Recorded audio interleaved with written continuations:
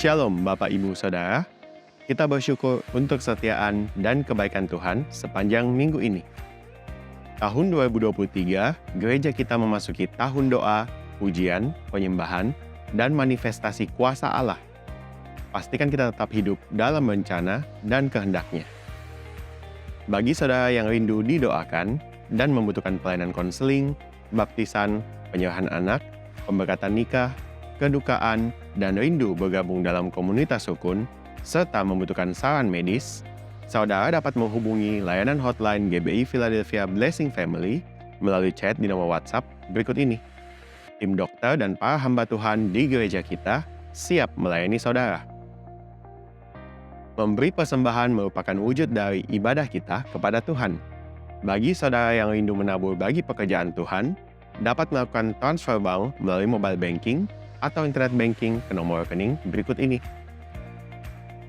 Untuk pelayanan bagi generasi muda, gereja kita telah menyediakan komunitas bagi kids, teens, youth, dan profesional. Doa dan harapan kami, anak-anak saudara bisa bertumbuh dalam takut akan Tuhan. Dapatkan info selengkapnya melalui akun sosial media berikut ini. Jangan lupa like, share, dan subscribe YouTube channel Media Pustaka Berkat agar saudara tidak ketinggalan informasi dan jadwal ibadah gereja kita. Kiranya jemaat Tuhan terus bertumbuh dalam kasih dan kemurahan-Nya. Saatnya saya Yuda, pamit undur diri. Terima kasih untuk perhatian seluruh jemaat. Tuhan Yesus memberkati.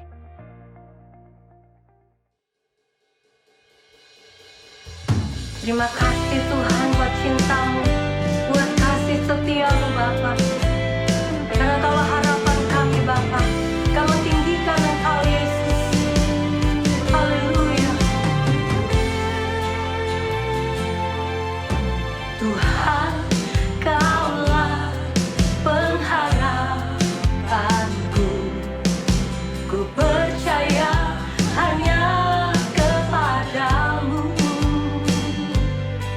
Yesus, Kaulah perlindunganku, Engkau yang selalu ku puji.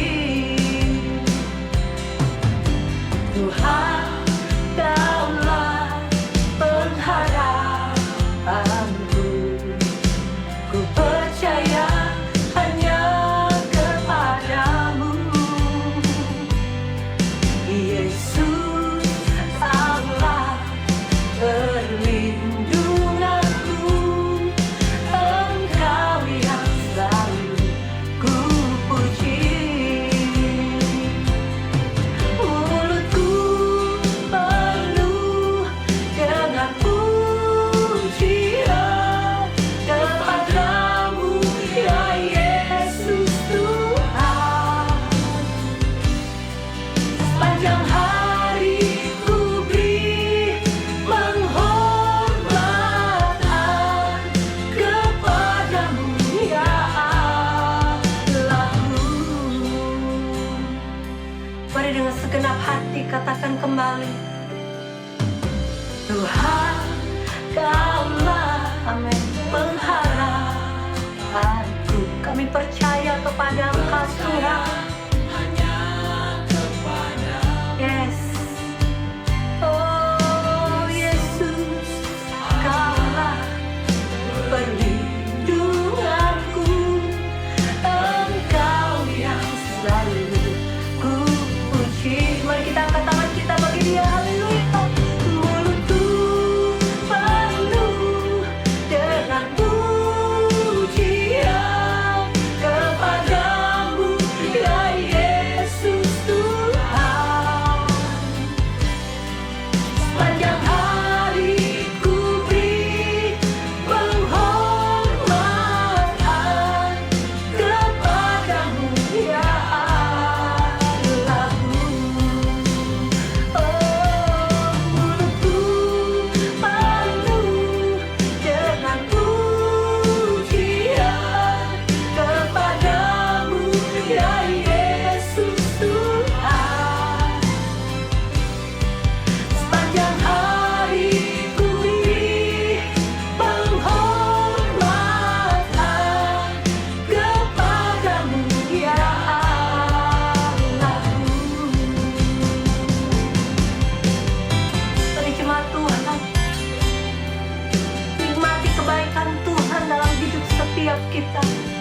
bahwa Dialah pengharapan kita.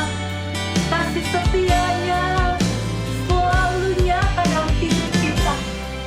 Mari kita mengagungkan Dia, tinggikan Yesus Tuhan, karena Dia tempat perlindungan setiap kita. Haleluya. Mari angkat tanganmu bagi Dia, Raja kita. Mari pujikan. Mulutku penuh dengan pujian. Amin. Kepadamu Yes. ya Yesus Tuhan, Yes, Lord. sepanjang Amin. hari ku beri Amin, Yesus. penghormatan Kepadamu ya Allahku. Mari lebih lagi bagi Dia, Raja kita. Lebih tinggi lagi bagi Dia, Tuhan. Haleluya. Yesus, dengan pujian kepadamu ya Yesus Tuhan. Amin. Sepanjang hari ku beri penghormatan kepadamu ya Allahku. Sepanjang hari ku beri penghormatan kepadamu ya Allahku. Mari katakan dengan iman. Sepanjang hari ku beri penghormatan kepadamu ya Allahku. Haleluya. Mari kita sembah Dia, Dia Raja kita. Haleluya. Mari nikmati hadirat Tuhan, nikmati kebaikan Tuhan dalam setiap hidup kita. Oh Yesusku, haleluya. Bersyukurlah namamu. Oh berialah nama nama kita. Oh glory bagimu Tuhan. Kau Allah yang mengerti, Kau Allah yang peduli. Kau harapan, Kau segalanya Yesus. Haleluya, Yesusku. Haleluya, hastana bagimu. Haleluya.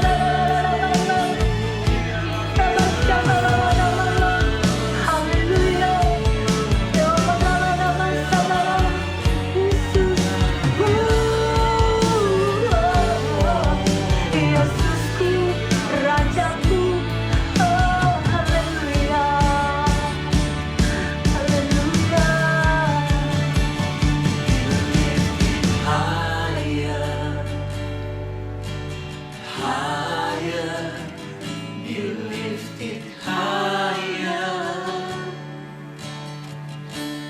Jesus, you be lifted higher, higher, be lifted higher. Jesus, you be lifted higher, higher, be lifted higher. Jesus, you be lifted higher, higher, be lifted higher. Jesus, you be lifted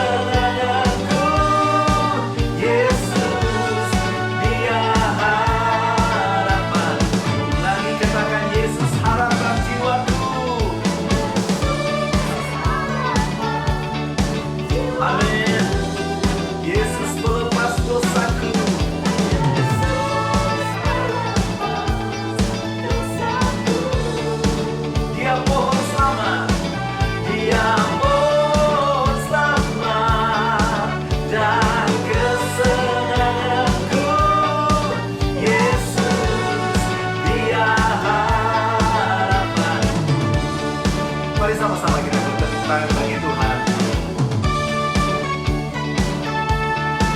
Mazmur 33 ayat 18 berkata, mata Tuhan tertuju pada mereka yang berharap akan kasih setia-Nya. Karena itu saudaraku, biar setiap kita selalu menaruh harapan kita hanya di dalam Tuhan. Haleluya.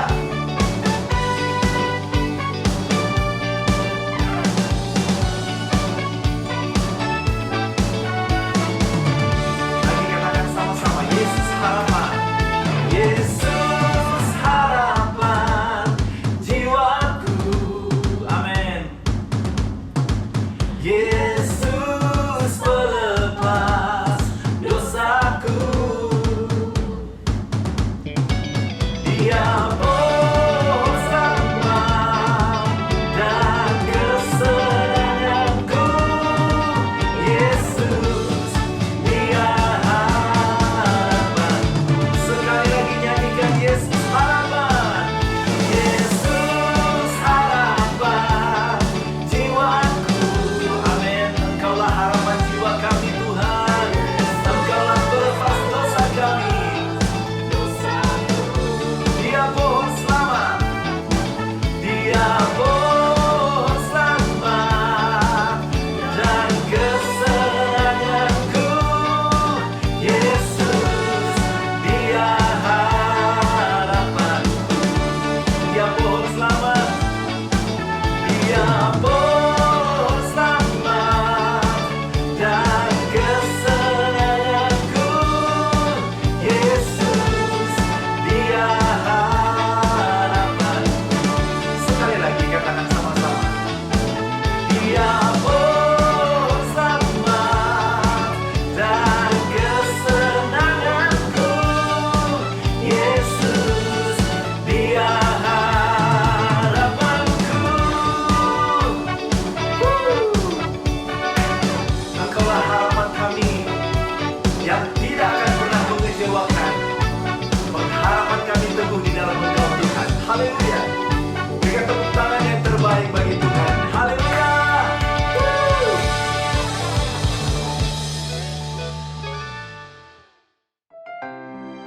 Mari datang kepada Dia, Tuhan kita. Dia merancangkan yang terbaik bagi setiap kita. Tuhan, ku percaya rencana-Mu indah.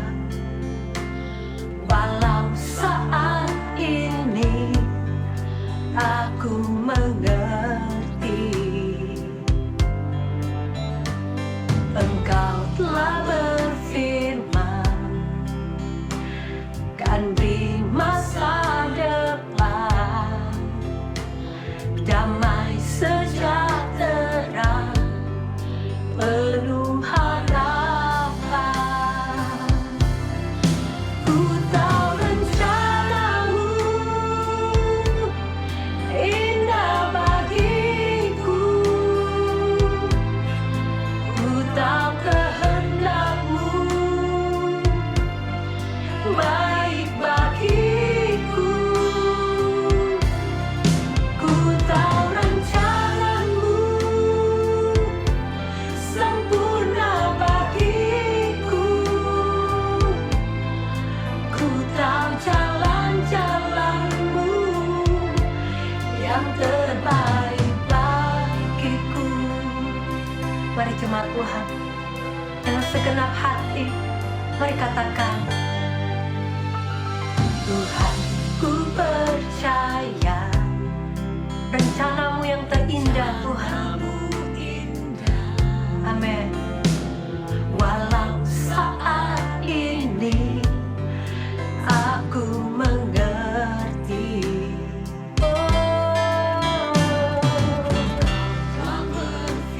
Kau telah berfirman,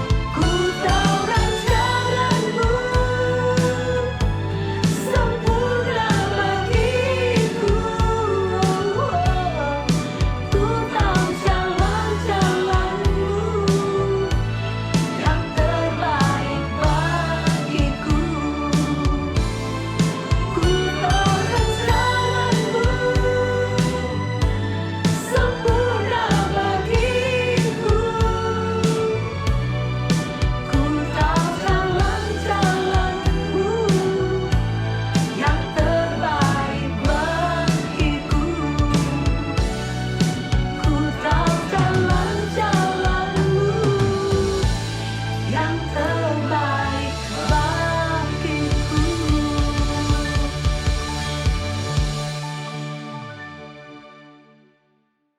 Shalom, senang berjumpa dengan Bapak Ibu Saudara pada hari ini. Pada hari ini kita akan belajar firman Tuhan dengan tema proses mengalami mujizat. Namun sebelum itu mari kita sama-sama satu dalam doa. Bapa, kami bersyukur Tuhan pada saat ini kami akan belajar dan merenungkan kebenaran firman-Mu. Biar firman-Mu menjadi kekuatan bagi kami, memerdekakan kami, membawa kami untuk berjalan dalam mujizat-mujizat yang Kau buat dalam kehidupan kami ya Tuhan. Jamahlah setiap hati dan pikiran kami ya Tuhan, sehingga kami boleh memahami akan kebenaran firman-Mu, dan firman-Mu ini memerdekakan kami, sehingga rencana-Mu tergenapi dalam kehidupan kami. Terima kasih ya Tuhan. Pimpin kami dan biar kuasa Roh Kudus memenuhi kami ya Tuhan. Dan biar kasih anugerah-Mu Kau nyatakan. Dan biar nama-Mu dipermuliakan Tuhan. Terima kasih. Kami akan belajar kebenaran firman-Mu dalam nama Yesus Kristus. Haleluya. Amin. Baik, puji Tuhan. Hari ini kita belajar firman Tuhan tentang proses mengalami mujizat. Kita belajar dari kisah Yesus membangkitkan Lazarus. Pada Yohanes 11 ayat 17-14 mengisahkan tentang bagaimana Yesus membangkitkan Lazarus yang telah meninggal. Saya akan bacakan dari ayat yang ke-17 sampai dengan ayat 21. Dikatakan demikian. Maka ketika Yesus tiba didapatinya Lazarus telah 4 hari berbaring di dalam kubur. Betania terletak dekat Yerusalem kira-kira 2 mil jauhnya. Di situ banyak orang Yahudi telah datang kepada Marta dan Maria untuk menghibur mereka berhubung dengan kematian saudaranya. Ayat 20. Ketika Marta mendengar bahwa Yesus datang, ia pergi mendapatkannya. Tetapi Maria tinggal di rumah. Ayat 21 dikatakan demikian. Maka kata Marta kepada Yesus, Tuhan, sekiranya Engkau ada di sini, saudaraku pasti tidak mati. Nah, kalimat yang dikatakan Marta tentang Tuhan, sekiranya Engkau ada di sini, saudaraku pasti tidak mati. Ini menjadi satu kalimat dalam ucapan Maria yang juga diulangi oleh Maria ini. Ucapan Marta yang diulangi oleh Maria kembali dalam peristiwa yang sama dalam Yohanes 11 ayat 32. Dikatakan demikian. Setibanya Maria di tempat Yesus berada dan melihat dia, tersungkurlah ia di depan kakinya dan berkata kepadanya, Tuhan, sekiranya Engkau ada di sini, saudaraku pasti tidak mati. Kalimat yang sama yang diucapkan Maria seperti yang diucapkan Marta, walaupun memang responnya berbeda. Maria ketemu dengan Yesus, dia tersungkur dan mengatakan hal tersebut. Marta datang juga mengatakan hal yang sama tentang Tuhan, sekiranya Engkau ada di sini, saudaraku pasti tidak mati. Kemungkinan kalimat ini merupakan tanda kekecewaan atau penyesalan atau mungkin keputusasaan dari mereka berdua. Mungkin juga kalimat ini sering diucapkan oleh Marta dan Maria saat Lazarus sedang sakit, bahkan mungkin pada saat Lazarus sudah meninggal. Sehingga kalimat ini merupakan kalimat yang sama diucapkan oleh Marta dan Maria. Pada saat mereka bertemu dengan Yesus, dia katakan bahwa Tuhan, sekiranya Engkau ada di sini, saudaraku pasti tidak mati. Mungkin kalimat ini sering diucapkan oleh mereka berdua. Mungkin dikatakan pada saat Lazarus sakit, mungkin Maria atau Marta mengatakan kepada saudaranya, seandainya guru ada di tempat ini, pasti saudara kita boleh sehat dan sembuh. Pada saat Lazarus mati, mungkin dia berkata begini, kalau saja guru ada saat waktu sakit, pasti tidak mungkin meninggal saudara kita. Dan itulah yang keluar, perkataan itulah yang keluar pada saat Marta dan Maria bertemu dengan Yesus. Namun kalau kita melihat kenyataan, ada beberapa makna dalam perkataan Maria dan Marta tersebut tentang Lazarus dapat hidup kembali. Dan Lazarus tidak akan meninggal. Nah, kenyataan yang kita lihat tentang keadaan Lazarus, yang pertama kita melihat bahwa Lazarus sudah meninggal. Kalau kita melihat dalam Yohanes 11 ayat 14, 21 dan 32. Di situ kita melihat bahwa Yesus mengatakan kepada murid-muridnya dengan terus terang dalam Yohanes 11 ayat 14 dikatakan Lazarus sudah mati. Yesus pun tahu kalau Lazarus sudah mati. Dalam kenyataannya bahwa jika seorang sudah meninggal tidak ada lagi harapan untuk hidup. Obat-obatan yang diperlukan pun tidak bisa lagi membawa mereka dalam kehidupan kembali. Dan dapat dikatakan bahwa tidak ada lagi harapan bagi Lazarus hidup kembali. Itu sebabnya Marta dan Maria mengatakan, Tuhan, sekiranya Engkau ada di sini, saudaraku pasti tidak akan mati. Kalimat ini dapat menunjuk atau merujuk tentang tidak mungkin lagi Lazarus hidup pada saat itu. Yang kedua, kenyataannya adalah bahwa sudah meninggal 4 hari. Dalam Yohanes 11 ayat 17 dan 39, di situ menuliskan bahwa Lazarus bukan saja sudah meninggal barusan, tapi sudah meninggal selama 4 hari. Dan ini memberikan satu penegasan secara perhitungan bahwa Lazarus tidak mungkin hidup kembali. Hal ini memperkuat perkataan Marta dan Maria bahwa Lazarus sudah tidak mungkin hidup kembali sehingga dia mengatakan hal tadi. Tuhan, sekiranya Engkau ada di sini, saudaraku pasti tidak akan mati. Dalam artian bahwa ini sudah 4 hari meninggal. Nggak mungkin lagi dia hidup. Nah, kemudian kenyataan yang ketiga, sudah dimasukkan ke dalam kubur. Lazarus yang meninggal sudah dimasukkan dalam kubur. Dalam Yohanes 11 ayat 38 menuliskan hal itu. Mayat atau seorang yang meninggal jika sudah dimasukkan ke dalam kubur, ini sudah menunjukkan bahwa semua orang sudah meyakini bahwa orang tersebut sudah meninggal. Walaupun mungkin setahu saya ada satu tradisi yang menyimpan mayat dalam rumah, ya. Dan mereka masih menganggap bahwa orang yang meninggal itu masih ada di sekitar mereka. Tetapi pada saat orang tersebut sudah dimasukkan ke dalam kubur, orang tersebut sudah dianggap tidak ada lagi dalam dunia ini. Mereka sudah benar-benar mati, meninggal, dan tidak ada lagi bersama-sama dengan orang yang ada di dunia ini. Dan di sini kita melihat bahwa kalau mayat tersebut sudah dimasukkan ke dalam kubur, berarti itu sudah benar-benar meninggal.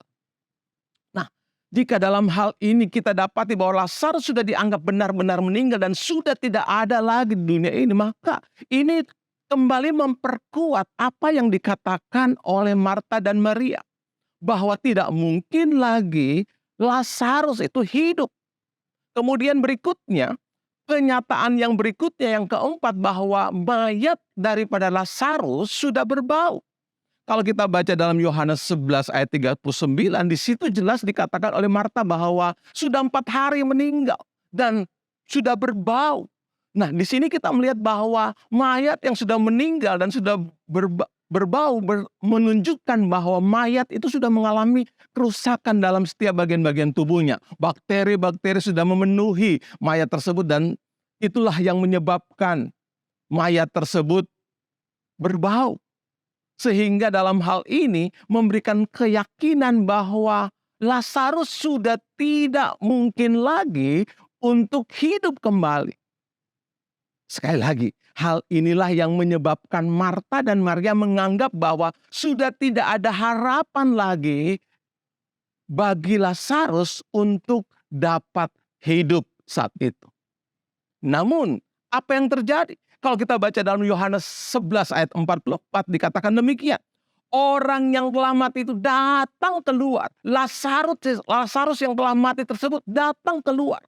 Kaki dan tangannya masih terikat dengan kain kapan dan mukanya tertutup dengan kain peluh. Kata Yesus kepada mereka, bukalah kain-kain itu dan biarkan ia pergi. Apa yang tidak mungkin bagi manusia, mungkin bagi Allah. Karena dialah Allah yang berkuasa, sanggup melakukan perkara-perkara besar. Dia sanggup membuat mujizat. Lazarus mati bisa dibangkitkan. Jika Tuhan sanggup membuat mujizat bagi Lazarus, tentu juga dia sanggup membuat mujizat dalam kehidupan kita. Namun tentunya ada proses untuk mengalami mujizat tersebut. Bagaimana proses Tuhan dalam terjadinya mujizat tersebut? Kalau kita baca dari ayat-ayat tersebut, dari firman Tuhan yang kita baca dalam Yohanes 11 ayat 39 sampai dengan 44, saat Yesus membangkitkan Lazarus, ada 4 perintah yang dikatakan oleh Tuhan Yesus. Sehingga mujizat tersebut dapat terjadi dengan sempurna. Saya katakan sempurna karena Lazarus dibangkitkan bukan pada saat dia bangkit, kemudian dia bangkit dalam kesakitan dan masih di tempat tidur. Tetapi Lazarus bangkit dan kemudian dia bisa pergi dan bisa menyaksikan tentang kebesaran Tuhan, kehebatan Tuhan, kemuliaan Tuhan. Itu sebabnya di sini kita belajar bagaimana proses mujizat itu terjadi dengan melihat ada 4 perintah yang Yesus katakan pada saat Lazarus dibangkitkan. Yang pertama kita lihat dalam Yohanes 11 ayat 39 dikatakan demikian. Kata Yesus, angkat batu itu. Marta, saudara orang yang meninggal itu berkata kepadanya, Tuhan, ia sudah berbau sebab sudah 4 hari ia mati.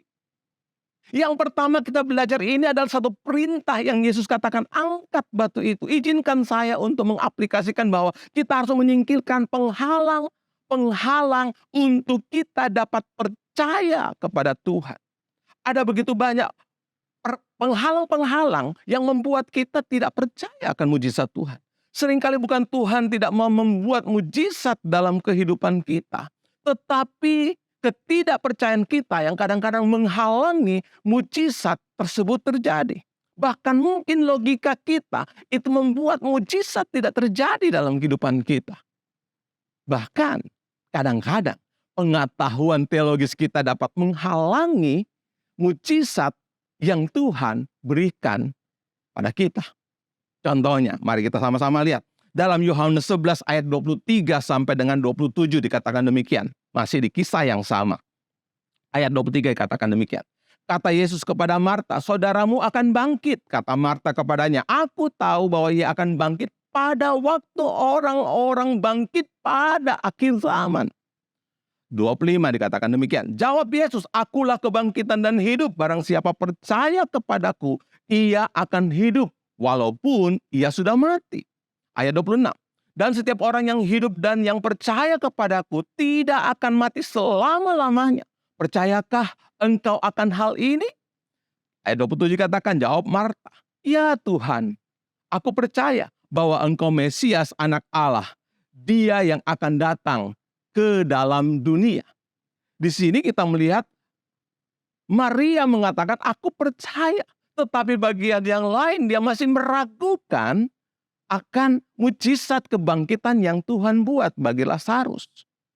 Padahal Marta ini bukan orang Kristen biasa-biasa saja. Karena dia memiliki pengetahuan firman Tuhan yang luar biasa. Kalau kita baca ayat-ayat tadi dalam Yohanes 11 ayat 23 sampai 27, kita melihat bahwa Marta memahami tentang hal namanya eskatologi atau berita tentang akhir zaman. Berarti Marta ini bukan orang Kristen, ya kalau dianggap sekarang sebagai orang Kristen, bukan hanya orang Kristen KTP saja. Tetapi dia memiliki pengetahuan tentang akhir zaman. Bahkan dia juga melihat begitu banyak mujizat-mujizat yang Tuhan telah buat. Di mana dia mengiringi Yesus Kristus bersama-sama di dunia ini. Dia melihat begitu banyak mujizat-mujizat. Tetapi hal itu tidak membawa dia untuk tetap percaya kepada Yesus akan kesanggupan Yesus membangkitkan Lazarus dari kematian. Ini menjadi sesuatu yang membuat Yesus merasa bahwa kenapa Marta tidak percaya. Kalau kita melihat dalam Yohanes 11 ayat 39 ayat 40 di situ dikatakan, ketika Yesus memerintahkan untuk mengangkat batu itu, dikatakan ayat 39, kata Yesus, angkat batu itu. Marta, saudara orang yang meninggal itu berkata kepadanya, Tuhan, ia sudah berbau sebab sudah 4 hari ia mati. Ayat 40 dikatakan demikian. Jawab Yesus, bukankah sudah kukatakan kepadamu, jikalau engkau percaya, engkau akan melihat kemuliaan Allah.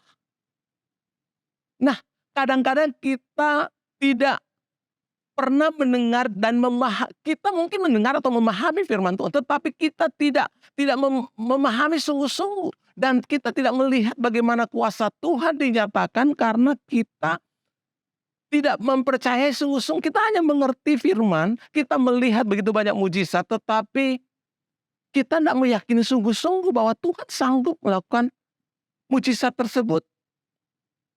Mungkin karena kita banyak memikirkan dengan pikiran logika kita, dengan pengetahuan-pengetahuan kita. Tetapi apa yang tidak mungkin bagi manusia, itu mungkin bagi Allah. Tidak ada yang mustahil bagi Allah karena Yesus Kristus Tuhan, Allah yang berkuasa, sanggup menghidupkan orang yang mati dan sanggup membuat mujizat-mujizat yang besar dalam kehidupan kita.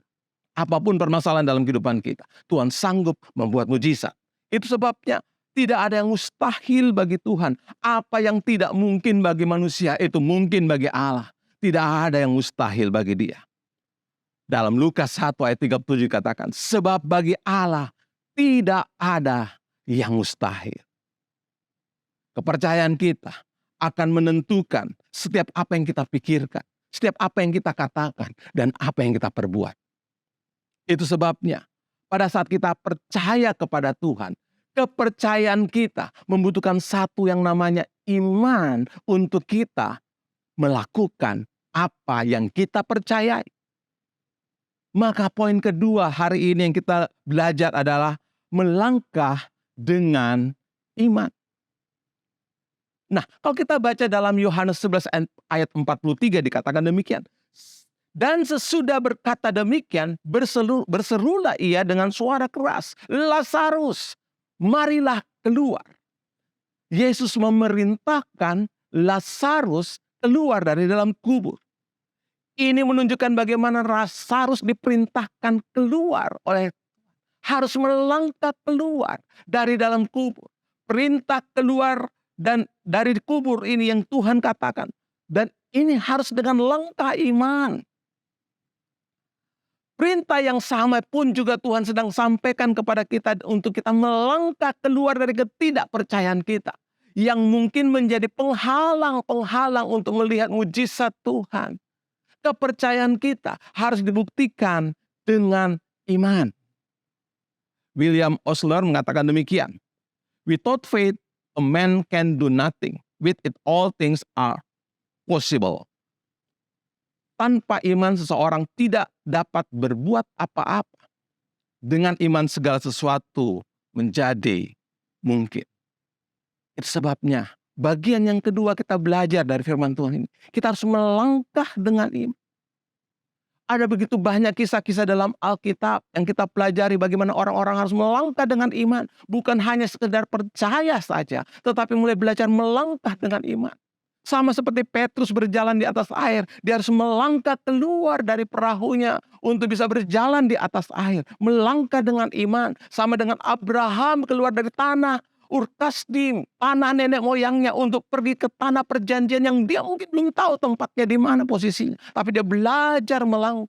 Ada begitu banyak contoh-contoh dalam Alkitab pahlawan-pahlawan iman yang belajar melangkah dengan iman dan melihat mujizat Tuhan, kemuliaan Tuhan dinyatakan. Karena mereka berani mewujudkan kepercayaan mereka dengan melangkah dengan iman.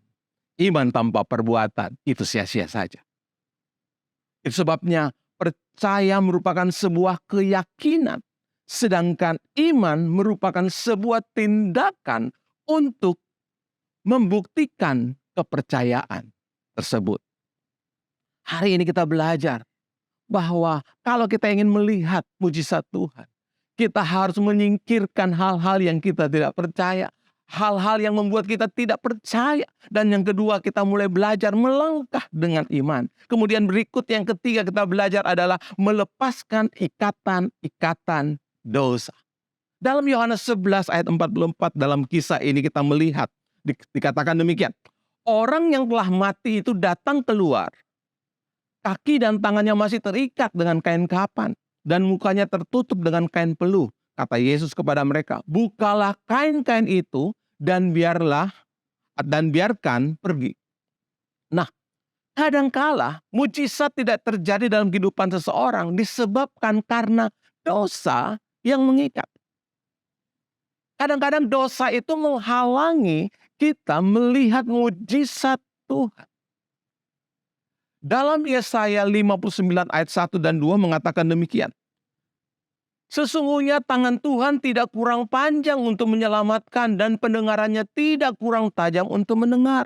Tetapi yang merupakan pemisah antara kamu dan Allahmu ialah segala kejahatanmu. Dan yang membuat dia menyembunyikan diri terhadap kamu sehingga ia tidak mendengar ialah segala dosamu. Dosa itulah yang menghalangi kita untuk menerima mujizat Tuhan. Itu sebabnya kita harus melepaskan semua ikatan-ikatan dosa itu. Tentunya dengan kekuatan kita sendiri tidak mungkin. Manusia tidak sanggup untuk melepaskan ikatan dosanya sendiri. Untuk dapat melepaskan ikatan dosa tersebut kita membutuhkan tangan Tuhan yang berkuasa untuk melepaskan ikatan dosa tersebut. Yesus berkuasa untuk melepaskan kita dari ikatan-ikatan dosa tersebut. Lewat karya Yesus di kayu salib, dosa-dosa manusia, setiap dosa-dosa kita dihapuskan. Dia melepaskan kita dari ikatan-ikatan dosa tersebut. Dengan cara kita mengakui di hadapan Tuhan, maka dosa kita dihapuskan, diampuni oleh Tuhan. Dalam 1 Yohanes 1 ayat 9 mengatakan demikian. Jika kita mengaku dosa kita, maka ia adalah setia dan adil, sehingga ia akan mengampuni segala dosa kita dan menyucikan kita dari segala kejahatan. Dosa-dosa yang kita miliki mungkin saja menghalangi mujizat Tuhan terjadi dalam kehidupan kita. Itu sebabnya mari kita belajar untuk menanggalkan semua dosa-dosa tersebut. Datang kepada Yesus, akui di hadapan Tuhan, minta ampun kepada Tuhan. Dan Tuhan yang punya kuasa untuk mengampuni setiap dosa-dosa kita. Dan kita disucikan, dan kita akan melihat mujizat Tuhan terjadi dalam kehidupan kita. Berikutnya yang keempat, perintah apa yang Tuhan sampaikan untuk melihat mujizat-mujizat tersebut menjadi sempurna. Yang keempat adalah menjauhi dosa dan menjadi saksi Kristus. Dalam Yohanes 11 ayat 40, ayat yang ke-44 dikatakan demikian. Orang yang telah mati itu datang keluar, kaki dan tangannya masih terikat dengan kain kapan. Dan mukanya tertutup dengan kain peluh, kata Yesus kepada mereka, bukalah kain itu. Dan biarkan ia pergi. Di sini kita melihat dikatakan, bukalah kain-kain itu. Dan biarkan ia pergi. Untuk kita dapat melihat mujizat Tuhan terjadi setelah kita dilepaskan dari ikatan-ikatan dosa tersebut. Dan biar kita mau pergi daripada semua dosa-dosa itu. Menjauhi dosa-dosa itu. Pergi menjadi saksi Kristus. Nah, di sini kita melihat dari kata biarkan dia pergi, saya menangkap ada dua hal yang ada di situ. Yang pertama adalah meninggalkan tempat kegagalan. Ini kalau diaplikasikan dalam kehidupan kita. Meninggalkan kehidupan yang penuh dengan kematian rohani. Meninggalkan semua dosa-dosa. Meninggalkan semua kesulitan-kesulitan hidup dan hal-hal negatif lainnya. Dan yang kedua kita melihat pergi untuk menjadi saksi Kristus. Karena Tuhan telah membangkitkan kita dari kematian rohani mungkin. Dari segala kegagalan-kegagalan kita. Dari segala masa lalu yang kelam mungkin. Atau hal-hal negatif lainnya.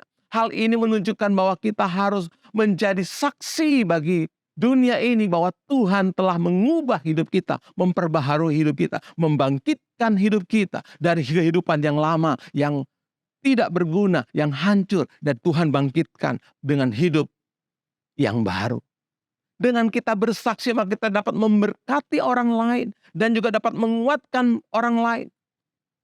Dan di sini kita memperlihatkan bahwa bagaimana Tuhan mengangkat kita atau mengeluarkan kita dari kubur kematian dan hidup dalam kehidupan yang baru. Tuhan mau supaya kita tidak berbuat dosa lagi. Kita harus pergi dari kehidupan lama kita. Dalam Yohanes 5 ayat 14 dikatakan demikian.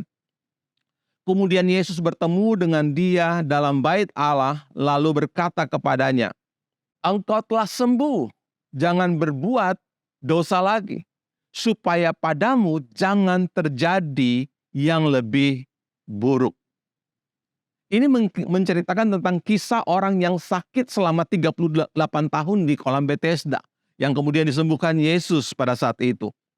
Nah, pada saat orang sakit yang sembuh tersebut bertemu dengan Yesus, dan Yesus mengatakan hal ini, "Engkau telah sembuh, jangan berbuat dosa lagi supaya padamu jangan terjadi yang lebih buruk." Ya, di sini kita melihat Yesus berkata, "Engkau telah sembuh." Jadi mujizat itu sudah terjadi bagi orang yang sakit 38 tahun ini. Dan kemudian Yesus katakan, jangan berbuat dosa lagi. Harus pergi dari kehidupan dosa. Supaya apa? Supaya jangan terjadi yang lebih buruk lagi dalam kehidupannya. Begitupun Yesus sedang mengatakan kepada kita.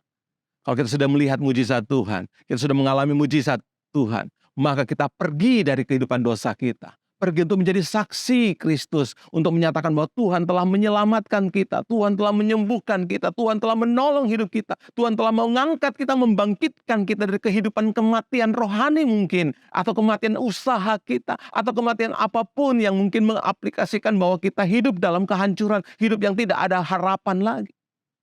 Dan kita pergi menjadi saksi Kristus, menyatakan bahwa Tuhanlah yang menolong kita.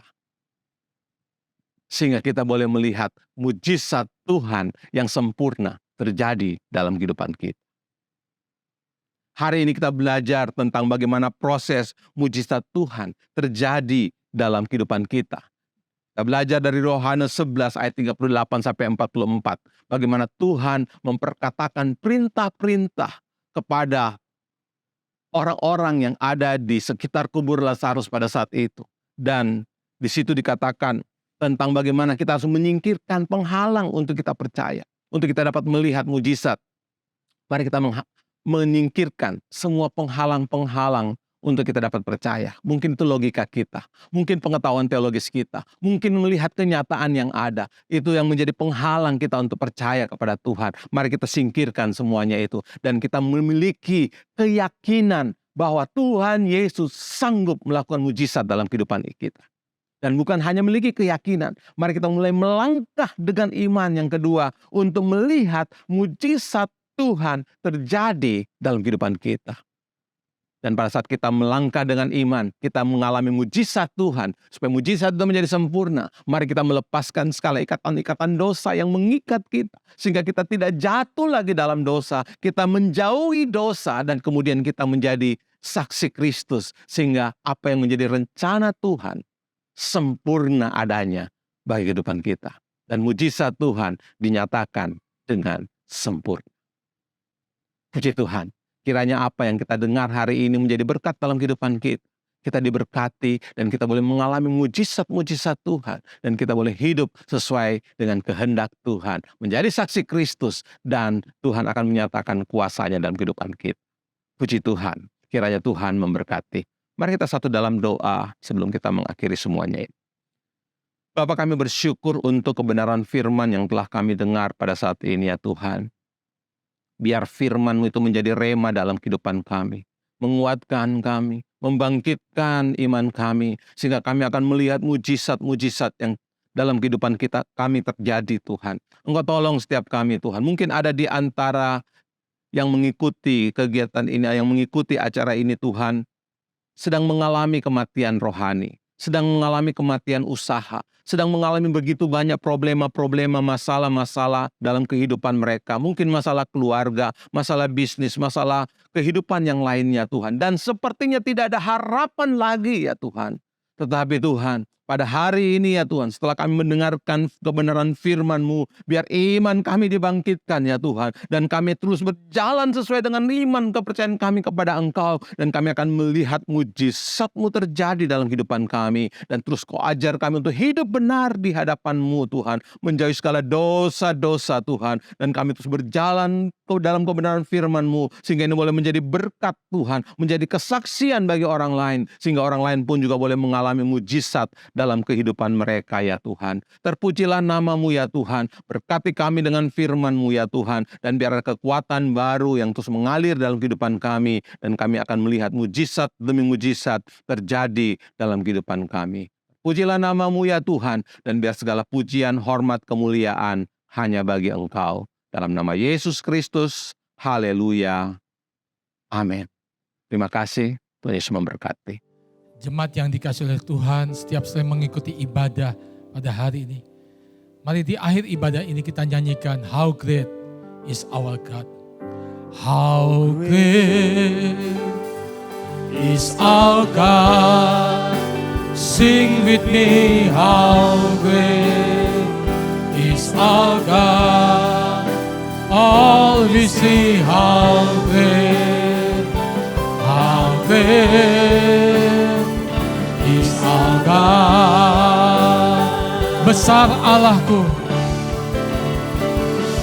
besar Allahku, nyanyikan besar Allahku, selamanya besar, ajaib Yesusku.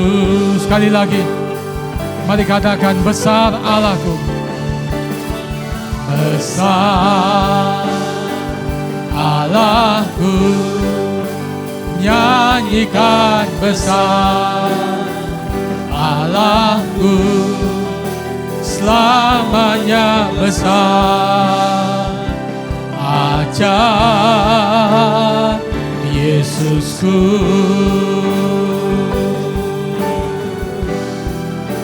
Selamanya besar, ajaib Yesusku.